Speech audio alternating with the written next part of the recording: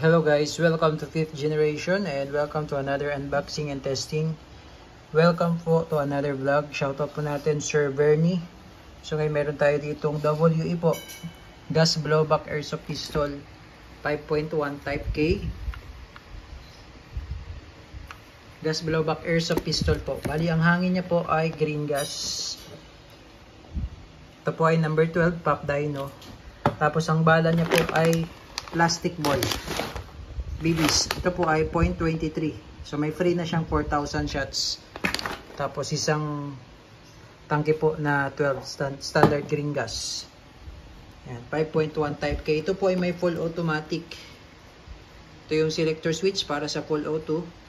So ngayon po, yan po ay naka full auto. Yan naman po ay semi auto. Yan. Tapos ito naman po sa kabila, ito naman po yung manual safety. Yan yung safety on. Yan naman yung safety off. High Kappa 5.1 type K. Front serrations, rear serrations. Meron siyang rail for accessories. Metal slide. Yan. Metal frame. Aluminum grip. Plastic polymer grip. 30 rounder capacity po yung kanyang magazine.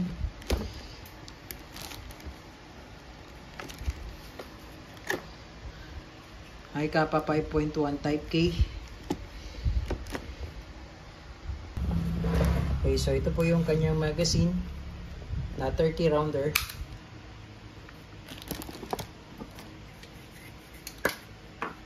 Inverted position po pag maglalagay ng gas, 3 to 5 seconds lang.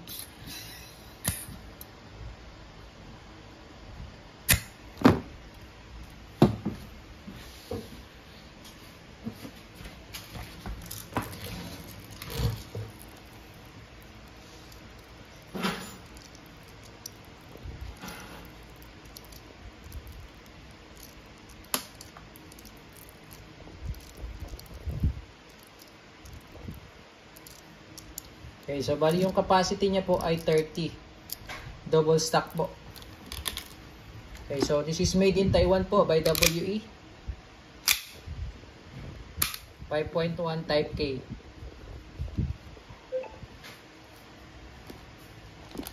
Okay, testing po.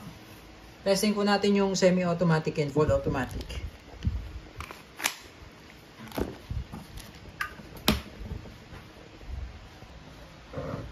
Okay, testing 5.1 type K WE airsoft pistol. So naka semi-auto tayo, semi-auto muna. So ito sticker lang po ito, no. Nare-remove po 'yan. Sticker. Okay, so semi-automatic. So yan po yung semi-automatic. Pagdating naman sa full auto, ibababa mo lang yung switch. Yan, rapid firing.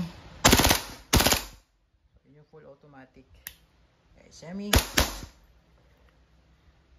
Okay, so nag-open slide, ibig sabihin wala na siyang bala. Pero paminsan di siya nag-open slide kapag mahina na yung gas or malamig yung magazine. That's normal naman po.